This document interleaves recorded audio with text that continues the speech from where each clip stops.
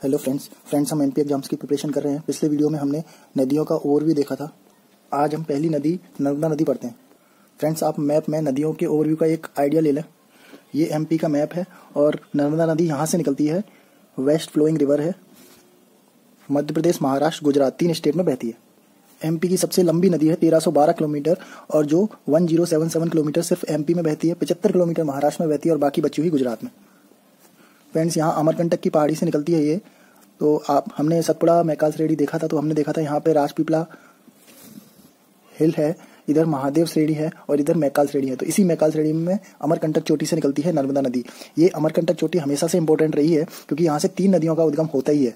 नर्मदा नदी इस साइड, ऊपर सोन नदी और यहीं से रिहांद नदी निकलती है। तो 3 नदियाँ यहाँ से निकलती हैं। तो ये इसका इनिशियल पॉइंट है। नर्मदा नदी का वेस्ट फ्लोइंग रिवर है। बहुत कम नदियाँ वेस्ट की तरफ फ्लो करती है, नर्मदा उनमें से एक है। अमरकंटक से निकलती है। अनूपपुर डिस्ट्रिक्ट में आता है अमरकंटक। मैकाल सुता, क्योंकि ये श्रेणी मैकाल श्रेणी थी तो मैकाल सुता इसका नाम है। इसको लोकल्स लोगों ने माई की बगिया सरस्वती सरोवर भी बोल दिया है, तो इसलिए ये भी फेमस हो गया और हमें याद रखना पड़ता है। और इसका एंड पॉइंट है भड़ोच, गुजरात से होते हुए अरेबियन सी में खंबात की खाड़ी में गिर जाती है। खंबात की खाड़ी को इंग्लिश में गल्फ ऑफ कैम्बेर भी बोलते हैं। नर्मदा नदी के उपनाम है मैकाल सुता, क्योंकि मैकाल श्रेणी से निकल रही है। सोमो देवी और नामदासो नाम टॉलमी ने दिया है। इसको हम ऐसे याद करते हैं, टॉलमी नाम की शुरुआत पी से होती है। पी इसमें साइलेंट है, तो जब खुद का नाम ठीक से रख नहीं पाए, दूसरी नदियों का नाम दस रहे हैं, यानी रख रहे हैं, तो इससे नामदासो याद रहता है। टॉलमी ने नाम दिया है। नर्मदा नदी का पुराना नाम रेवा भी था। फ्रेंड्स, जब रेवा आए तो आप रीवा के आसपास वाली कोई नदियां मत लगाना, याद रखना नर्मदा नदी का पुराना नाम रेवा था। फ्रेंड्स, ये एमपी के 16 डिस्ट्रिक्ट से नर्मदा नदी पास करती है। ये 16 जिले याद करना बहुत सिंपल है। निमाड़ के 4 में से 3 जिले, क्योंकि बुरहानपुर काफी नीचे हो जाता है, वहां से नर्मदा नदी पास नहीं करती है। बचे हुए कौन है? खंडवा, खरगोन, बड़वानी, ये 3, अलीराजपुर और धार। अलीराजपुर सबसे पश्चिमी साइड का डिस्ट्रिक्ट है एमपी का, तो वहां से नीचे वाले बॉर्डर से निकल जाती है नर्मदा नदी। फिर भोपाल संभाग के नीचे के 2 जिले सीहोर और रायसेन, और उससे नीचे बॉर्डर बनना है होशंगाबाद, नरसिंहपुर, जबलपुर। इन तीनों से नर्मदा नदी तो जाती ही है। फिर ये पहला डिस्ट्रिक्ट अनूपपुर है, और जब मंडला से होते हुए जाती है तो मंडला शहर को 3 साइड से घेर लेती है नर्मदा नदी। तो एक मंडला हो गया। शिवनी और डिंडोरी के बॉर्डर से जाती है, तो दोनों जिले काउंट करते हैं। यहाँ देवास आपको याद रखना है। तो इस तरह से ये 16 जिले हैं। फ्रेंड्स, नर्मदा नदी की हम सहायक नदियां देख लेते हैं, उसके बाद इनकी परियोजनाएं और डैम देखेंगे। टोटल 41 ट्रिब्यूटरीज हैं, लेकिन जब हम नर्मदा नदी को ऐसे जाते देखते हैं तो लेफ्ट साइड में 22 ट्रिब्यूटरी हैं और राइट साइड में 19। लेकिन हमें कुछ पढ़नी होती है, तो हम सबसे पहले ट्रिक से कुछ याद करते हैं। फ्रेंड्स, एक स्टोरी है याद करने के लिए। आप बस इमेजिन करना, जब यहाँ से मैंने चलना शुरू किया तो लेफ्ट में जाके देखा। लेफ्ट में मैंने सोचा सतपुड़ा की श्रेणी है, काफी हरियाली होगी, लेकिन मेरे को बंजर घाटी मिली। बंजर घाटी मिली, कुछ खाने को नहीं था, और शेर भी उसी तलाश में, खाने की तलाश में खाना ढूंढ रहा था। अब शेर का और मेरा आमना सामना हो गया।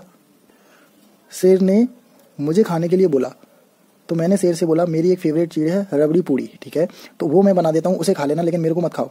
शेर मान गया। तो मेरे पास रबड़ी बनाने के लिए दूध था, शक्कर थी, रबड़ी तो बन गई लेकिन पूड़ी नहीं बन पा रही थी। तो मैंने तवा पर रोटी बना दी। ओके, मैंने सोचा रोटी और रबड़ी खा लेगा शेर, लेकिन रोटी देख के शेर भड़क गया और मेरे पीछे भागने लगा मेरे को खाने के लिए। मैंने भागते भागते गजल सुनाई शेर को, फिर भी वो पीछे लगा रहा। फिर मैं जहां से निकला था वहां गया और अंदर से कुंडी लगाई, उसके बाद में बचा। ठीक है फ्रेंड्स, ये स्टोरी है, सिंपल स्टोरी है। मैं लेफ्ट साइड में गया, सतपुड़ा का इलाका था, मैं बंजर भूमि मिली मेरे को भी और शेर को भी। शेर मेरे पीछे भागा, मैंने रबड़ी पूड़ी बनाई।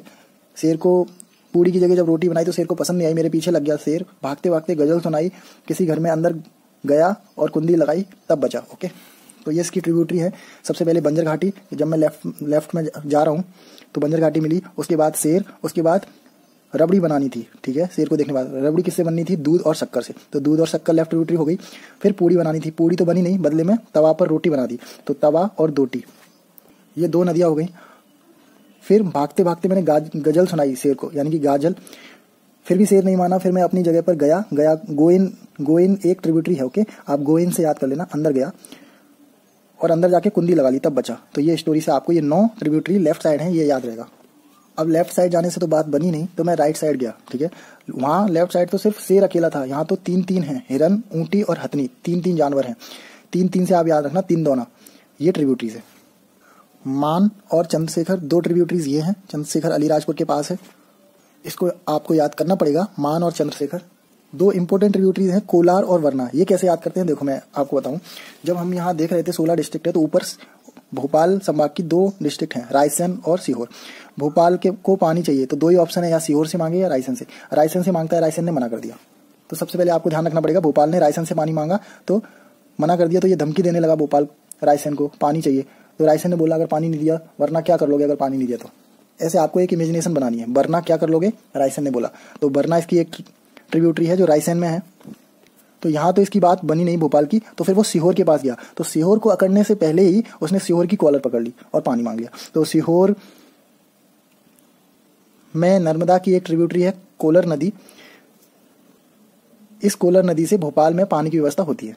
ये दोनों राइट साइड ही रहेंगी फ्रेंड्स, क्योंकि आप अंदाजा लगा लेंगे ये नर्मदा नदी है तो इसकी साउथ की बाउंड्री छू रही है दोनों की, तो ये राइट साइड ही रहेंगी। ओके, अब फ्रेंड्स परियोजनाएं और डैम की बात कर लेते हैं। ये खंडवा डिस्ट्रिक्ट से निकल रही है नर्मदा नदी। तो खंडवा डिस्ट्रिक्ट का मैप दिखाता हूँ मैं फ्रेंड्स। ये खंडवा डिस्ट्रिक्ट है, यहाँ से नर्मदा नदी आई और यहाँ पे इंदिरा सागर रिजर्वायर है, इंदिरा सागर डैम है। ये पुनासा जगह है, इसके पास है, इसलिए इसको पुनासा डैम भी बोल देते हैं। और फिर खंडवा छोड़ते छोड़ते यहाँ ओमकारेश्वर डैम है। तो काफ़ी इंपॉर्टेंट है ये खंडवा नर्मदा के लिए। हालांकि ओमकारेश्वर के आगे महेश्वर डैम भी है, लेकिन वो खरगोन डिस्ट्रिक्ट में आता है। तो यहाँ पे ये खंडवा डिस्ट्रिक्ट है जिससे नर्मदा नदी आ रही है। और यहाँ पर एक है जबलपुर। जबलपुर को बीजेपी लिखते हैं, ठीक है, क्योंकि जबलपुर को जेबीपी लिखते हैं, इससे बीजेपी, ये बीजेपी हो गया। और खंडवा को मानते हैं थोड़ी देर के लिए कांग्रेस, क्योंकि यहाँ पर इंदिरा सागर परियोजना है खंडवा में। तो कांग्रेस वाले बोलते हैं देखा इंदिरा गांधी है, हमारी कांग्रेस ने कितना विकास किया। एमपी में नर्मदा पर सबसे बड़ा डैम इंदिरा सागर डैम बना है, सबसे बड़ी परियोजना इंदिरा सागर परियोजना चल रही है। फ्रेंड्स सच बात है, क्योंकि इंदिरा गांधी के मरने के जस्ट 8 दिन पहले ही उन्होंने इसका शुभारंभ किया था, 23 अक्टूबर 1984 को। आपको पता होगा 31 अक्टूबर 1984 को इंदिरा गांधी जी की मृत्यु हो गई थी, तो 23 अक्टूबर 1984 को उन्होंने इसकी नींव रखी थी। फ्रेंड यहाँ आपको काफी कंजस्टेड लग रहा होगा, लेकिन आपने एक बार सुन लिया तो बहुत सारी चीजें आपको रटनी नहीं पड़ेंगी। तो इंदिरा गांधी सागर परियोजना की स्थापना 23 अक्टूबर 1984 को हुई थी, इंदिरा गांधी के 8 दिन मरने के 8 दिन पहले। ये 23 और ये लास्ट का 4, ये हमें दिखाता है 27 लाख। आपको याद रखना है 27 लाख हेक्टेयर जमीन को पानी मिलता है, सिंचित होती है 27 लाख हेक्टेयर जमीन इस परियोजना से। और 1984 वाला जो 4 है उससे आपको याद रखना पड़ेगा 2004 से यहाँ इलेक्ट्रिसिटी जनरेशन हो रहा है। प्रेजेंटली 125 मेगावाट की 8 यूनिट है, 1000 मेगावाट जनरेट होता है। ओके, अब इन लोगों ने बीजेपी यानी जबलपुर से पूछा, हाँ भाई तुम्हारे डैम से कितना जनरेशन होगा। तो बीजेपी वाले क्या बताएंगे, 100 मेगावाट का जनरेशन होता है जबलपुर में जो बरगी डैम है उसमें। बरगी डैम से 100 मेगावाट इलेक्ट्रिसिटी जनरेट होती है। जबलपुर में बरगी डैम है जिसको रानी अवंतीबाई सागर परियोजना बोलते हैं। ओके, लेकिन बीजेपी जबलपुर के पास एक जवाब था देने के लिए। उन्होंने बोला कि जब से इंदिरा गांधी सागर परियोजना की शुरुआत हुई है खंडवा बिल्कुल खंडर बन गया। 1984 में इंदिरा गांधी सागर परियोजना की शुरुआत हुई है और 1985 से ही नर्मदा बचाओ आंदोलन चलाना पड़ा। तो यहाँ हम कोने में लिख लेते, एक पॉइंट हमें मिल गया, 1985 से ही नर्मदा बचाओ आंदोलन चलाना पड़ा। वही डैम से लोगों को विस्थापन की समस्या हो गई थी, इसलिए ये नर्मदा बचाओ आंदोलन चलाना पड़ा। जबलपुर के पास एक जवाब और था, हमारी ये जो परियोजना चल रही है बरगी डैम परियोजना, ये नर्मदा नदी की सबसे पहली परियोजना है। 1974 में शुरुआत हुई, कोई दिक्कत नहीं आई। जब से खंडवा पे ये इंदिरा गांधी सागर परियोजना बनी तब से नर्मदा बचाओ आंदोलन चलाना पड़ा। इस पॉइंट को ध्यान रखना। ओके, अब फ्रेंड्स इसके बाद एक और डैम है, आपको पता है इंदिरा गांधी सागर परियोजना के पास में ही ओमकारेश्वर डैम था, वो भी यही 23 अक्टूबर 1984 की डेट से याद हो जाता है। ये 27 लाख हेक्टेयर जमीन को पानी सिंचित कर रही थी और जो ओमकारेश्वर है वो 2.7 लाख हेक्टेयर जमीन को पानी सिंचित करता है।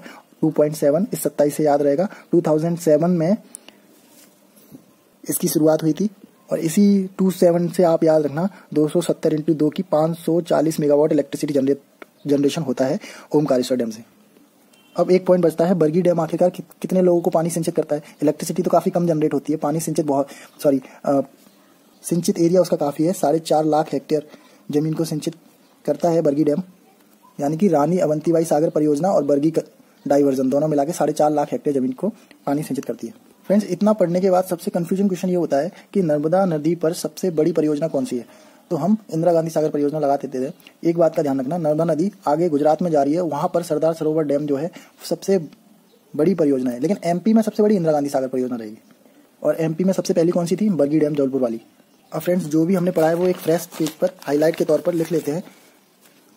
नर्मदा नदी 1312 किलोमीटर, एमपी में 1077। जो फ्रेंड्स हमने ट्रिक से याद किया बस वही लिख रहे हैं। इसका उपनाम वैसे सोमो देवी मैकल सुता भी है, लेकिन टॉलमी ने नाम रखा है कुछ और खुद का नाम रख नहीं पा रहे हैं, नर्मदा का नाम रख रहे हैं नाम दासो। मोटे तौर पर देखें तो अमरकंटक से निकल रही है और गल्फ ऑफ कैम्बे में या खंबात की खाड़ी में जा रही है। सॉरी, खंबात की खाड़ी में एस्चुरी बनाती है। एमपी के 16 जिलों से क्रॉस करती है। टोटल 41 ट्रिब्यूटरीज हैं, इस साइड 19 इस साइड 22, तो आपको लेफ्ट राइट आपको पता लग जाएगा। तो जब लेफ्ट साइड गए थे सबसे पहले बंजर घाटी मिली थी, फिर उसके बाद शेर मिला था, खाना ढूंढ रहा था अपने लिए, मेरे को खाने के लिए आया तो मैंने ऑफर दिया, भाई रबड़ी पूड़ी खा लो। इस रबड़ी से याद रहेगा दूध और शक्कर। पूड़ी तो बन नहीं पाई थी, पूड़ी की जगह तवा रोटी बनानी थी, जिससे देख के भड़कना है उसे। फिर वो भड़क गया था, मेरे पीछे भाग रहा था, भागते भागते मैंने गजल सुनाई, गाजल, फिर भी वो नहीं माना। फिर मुझे कहीं अंदर गो इन जाना पड़ा, गो इन नदी, और अंदर से कुंडी लगानी पड़ी, तब जाके मैं बचा। ये इसकी कुछ लेफ्ट ट्रिब्यूटरी है। राइट ट्रिब्यूटरीज भी कुछ याद रहती हैं, जैसे कि फर्स्ट थी उधर तो सिर्फ एक शेर था, यहाँ तो तीन तीन थे, हथनी, ऊंटी और हिरन। ये तीन थी यानी कि तिंदोना। और राइट में 2 नदियां और थी जिसकी भोपाल से बहस हुई थी। रायसेन से बहस हुई थी तो उसने बोला था वरना क्या कर लोगे, पानी नहीं दे दिया तो। लेकिन सीहोर से बहस हुई थी तो कॉलर पकड़ ली गई थी। तो 5वीं है कॉलर, 6वीं वरना। 2 और याद रख सकते हैं, मान और चंद्रशेखर। वैसे ये चंद्रशेखर तो डायरेक्ट याद हो जाएगा क्योंकि ये हथनी नदी पर परियोजना है। हथनी और चंद्रशेखर बाद में याद हो जाएगा। अब 2 लोगों में बहस करा देते हैं, खंडवा यानी कांग्रेस और इधर जबलपुर यानी बीजेपी में। इनका पहला पॉइंट यही था, एमपी में नर्मदा नदी पर सबसे बड़ी परियोजना मेरी वजह से आई है, जिसको पुनासा डैम भी बोल सकते हैं, इंदिरा गांधी सागर परियोजना को, क्योंकि ये पुनासा जगह पर है। 31 अक्टूबर 1984 के 8 दिन पहले 23 अक्टूबर 1984 को इंदिरा गांधी जी ने इसका शुभारंभ किया था, मतलब नींव रखी थी। तो इस 23 और 4 27 लाख हेक्टेयर जमीन को सिंचित करती है ये परियोजना। तो 4 यानी 2004 से इलेक्ट्रिसिटी जनरेशन हो रहा है 1000 मेगावाट का।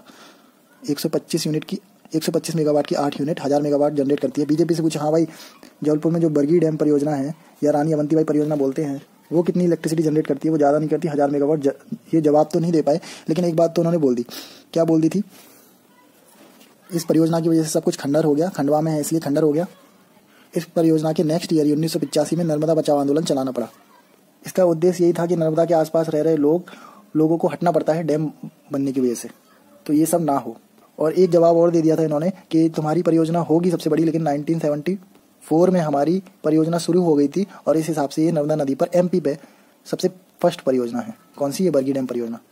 नर्मदा बचाओ आंदोलन के कुछ फेमस लोग हैं, वो मैं लिख देता हूँ यहाँ पॉज करके। मेघा पाटकर, सुंदरलाल बहुगुणा, अरुंधति रॉय, बाबा आमटे, सवाना आजमी, अरुण पटेल। फ्रेंड्स, इस योजना के साथ नर्मदा बचाओ आंदोलन के साथ एक योजना और याद रखनी पड़ती है, नमामि देवी सर्वदे सेवा यात्रा। नमामि देवी नर्मदे सेवा यात्रा दिसंबर 16 में शुरू हुई थी, 5 मई 17 को खत्म हो गई। ये कुछ नहीं, दांडी मार्च की तरह था, जहां जहां से नर्मदा नदी जाती है उन 16 जिलों से पास करना था। लगभग 3350 किलोमीटर पैदल चलना था।